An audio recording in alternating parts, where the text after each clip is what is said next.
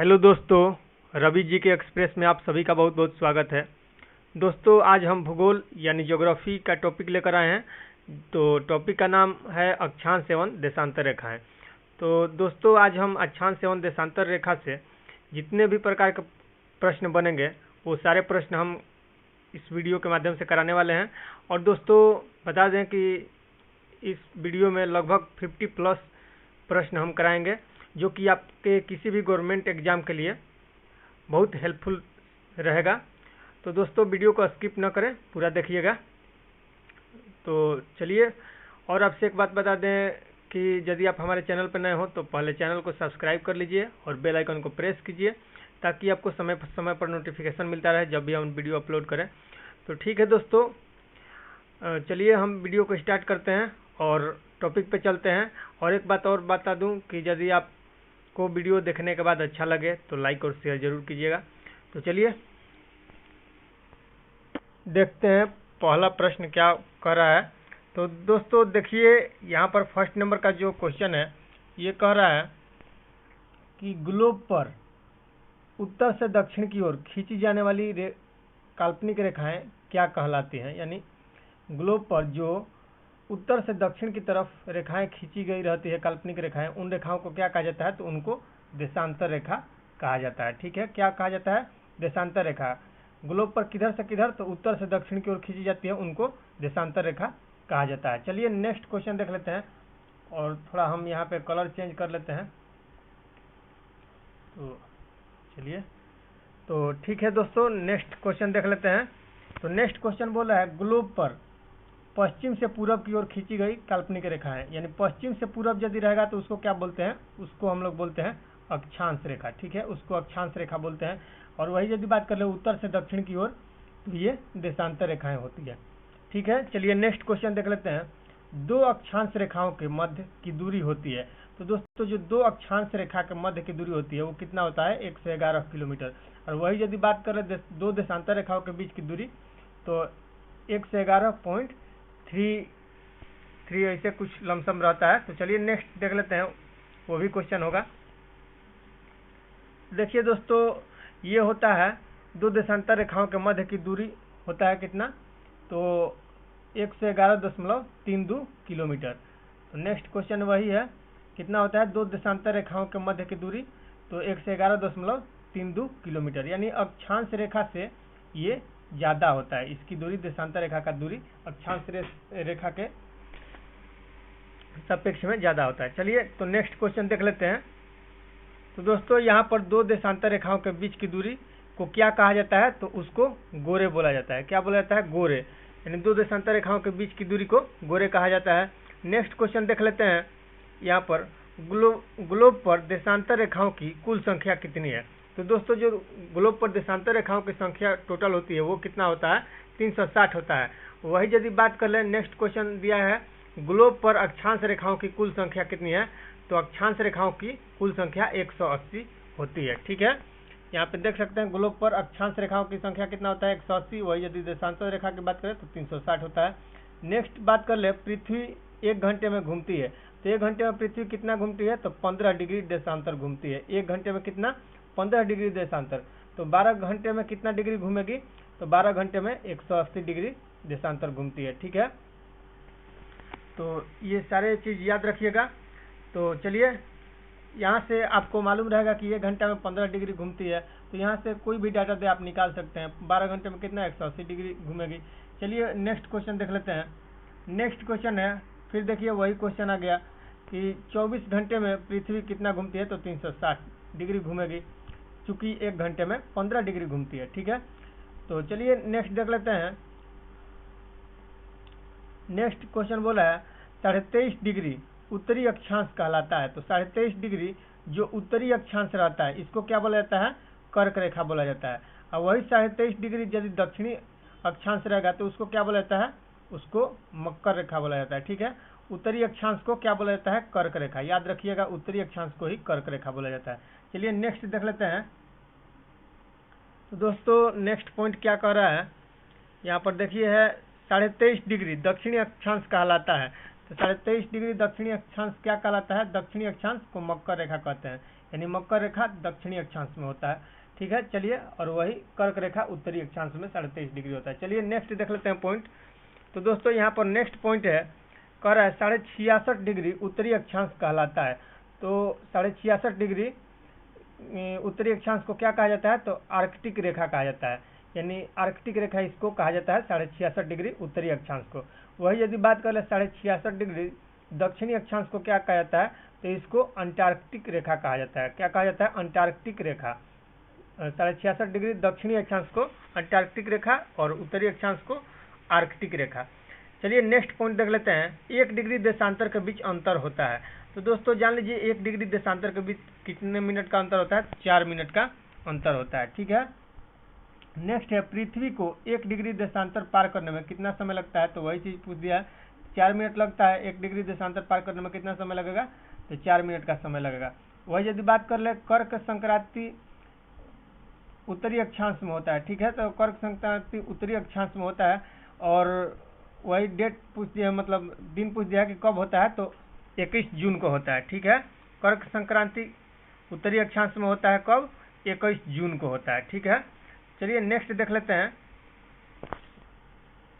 तो नेक्स्ट है मकर संक्रांति। तो मकर संक्रांति कब होता है? दक्षिणी अक्षांश में होता है 22 दिसंबर को। ठीक है, मकर संक्रांति दक्षिणी अक्षांश में 22 दिसंबर को होता है। ठीक है, चलिए नेक्स्ट देख लेते हैं, 0 डिग्री से 30 डिग्री उत्तरी एवं दक्षिणी अक्षांश के मध्य का भाग कहलाता है।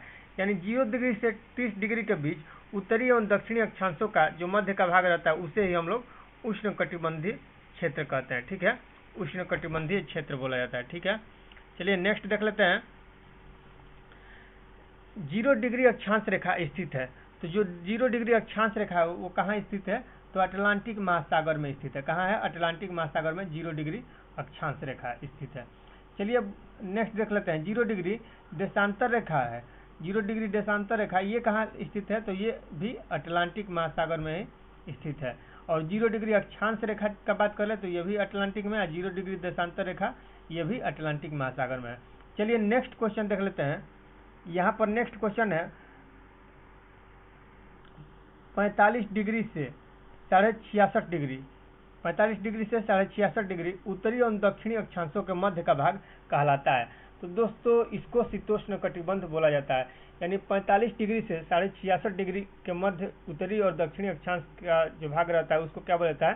शीतोष्ण कटिबंध। यानी शीतोष्ण कटिबंध 45 डिग्री से 66.5 डिग्री के बीच रहता है उत्तरी और दक्षिणी अक्षांश के मध्य। चलिए नेक्स्ट देख लेते हैं, 0 डिग्री से 5 डिग्री उत्तरी एवं दक्षिणी अक्षांश के मध्य का क्षेत्र क्या कहलाता है?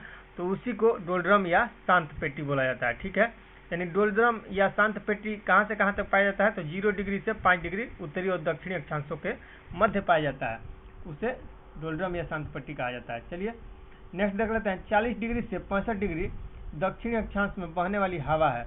यानी जो हवा है इसको क्या बोला जाता है? पछुआ पवन बोला जाता है। ठीक है, इसके बहुत सारे अन्य नाम भी है, गरजता चालीसा, प्रचंड प्रत्याशा, चिकता साठा भी इसको कहा जाता है। ठीक है, तो 40 डिग्री से 65 डिग्री दक्षिणी अक्षांश में बहने वाली ये हवा है उसका नाम है पछुआ पवन। ठीक है, कहाँ तक बहती है? तो 40 डिग्री से 65 डिग्री दक्षिणी अक्षांश में बहती है। ठीक है, तो चलिए नेक्स्ट पॉइंट देख लेते हैं। तो दोस्तों नेक्स्ट पॉइंट आपके सामने है, पछुआ पवन के अन्य नाम है। तो देखिए फिर वही क्वेश्चन कर दिया है। तो इसको कहा जाता है गरजता चालीसा या प्रचंड पचासा या चिकता साठा। चलिए नेक्स्ट देख लेते हैं, जब पृथ्वी पर सूर्य और चंद्रमा का बीच आ जाती है तो होता है।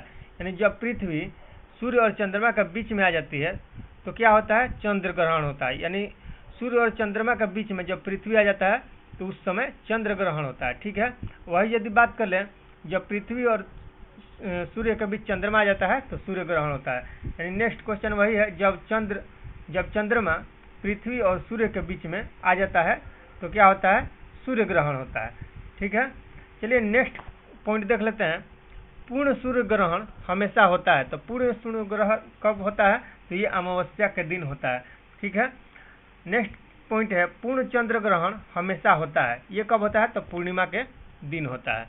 चलिए नेक्स्ट देख लेते हैं, पृथ्वी पर दिन और रात होता है घूर्णन गति के कारण होता है। ठीक है, पृथ्वी पर दिन और रात कब होता है, तो ये कैसे होता है, तो ये घूर्णन गति के कारण होता है। ठीक है, यहाँ से क्वेश्चन आता है परिक्रमण, परिभ्रमण, घूर्णन, इस तरह करके देता है, तो आपको ध्यान में रखना होगा घूर्णन गति। ठीक है, कारण दिन और रात होता है, और ऋतु परिवर्तन होता है परिक्रमण के कारण। ठीक है, चलिए नेक्स्ट देख लेते हैं। पृथ्वी की बीचों बीच यानी मध्य से होकर जाने वाली रेखा है, तो वो कौन सी रेखा है बीचों बीच से गुजरती है पृथ्वी के, तो वो विषुवत रेखा यानी भूमध्य रेखा है। ठीक है, चलिए नेक्स्ट पॉइंट देख लेते हैं। दिन और रात की अवधि बराबर होती है, कहाँ होती है बराबर, तो विषुवत रेखा पर यानी भूमध्य रेखा पर दिन और रात की अवधि बराबर होती है।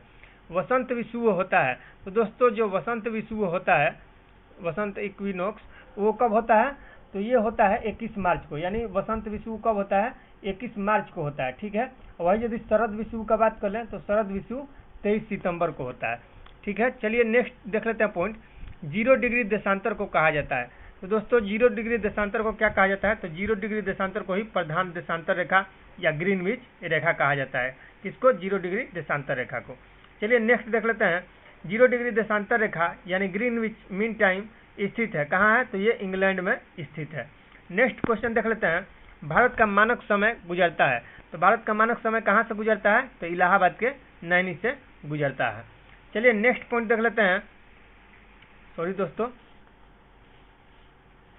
एक मिनट, थोड़ा डिस्टर्ब हो गया, एक मिनट आ रहा है। क्वेश्चन आपका ये रहा, घूर्णन विषुवत रेखा दिन और रात,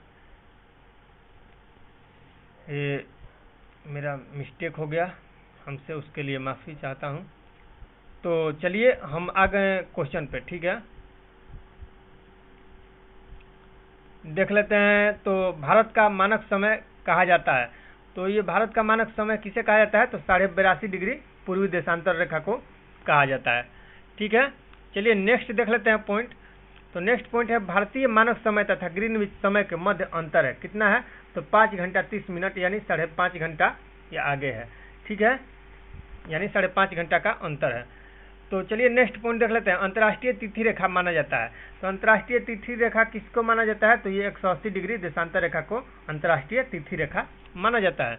नेक्स्ट पॉइंट है 180 डिग्री देशांतर को किस सभा में अंतर्राष्ट्रीय तिथि रेखा माना गया, तो 180 डिग्री देशांतर को जो वाशिंगटन सभा था उसमें अंतर्राष्ट्रीय तिथि रेखा माना गया था। ठीक है, नेक्स्ट पॉइंट देख लेते हैं। अंतर्राष्ट्रीय तिथि रेखा के अंतर्राष्ट्रीय तिथि रेखा किसके समानांतर स्थित है, यानी किसके पैरेलल में स्थित है अंतर्राष्ट्रीय तिथि रेखा जो है, तो वो बेरिंग जल संधि के पैरेलल में स्थित है। ठीक है, चलिए नेक्स्ट पॉइंट देख लेते हैं। पृथ्वी पर उत्तरी गोलार्ध में सबसे लंबा दिन कब होता है, यानी पृथ्वी पर उत्तरी गोलार्ध में सबसे लंबा दिन 21 जून को होता है। ठीक है, नेक्स्ट पॉइंट देख लेते हैं। पृथ्वी पर दक्षिणी गोलार्ध में सबसे लंबा दिन कब होता है, तो ये 22 दिसंबर को होता है।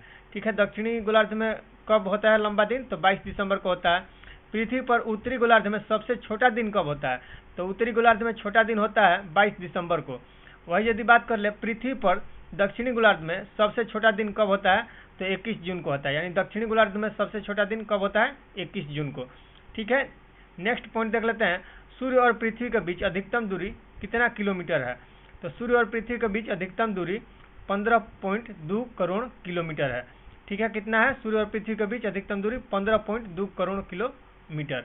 ठीक है, नेक्स्ट पॉइंट देख लेते हैं। सूर्य और पृथ्वी के बीच अधिकतम दूरी कब होती है, तो ये 4 जुलाई को होती है, और 4 जुलाई को ही अपसौर होता है। ठीक है, नेक्स्ट पॉइंट वही है, देखिए अपसौर होता है कब होता है, तो ये 4 जुलाई को होता है अपसौर।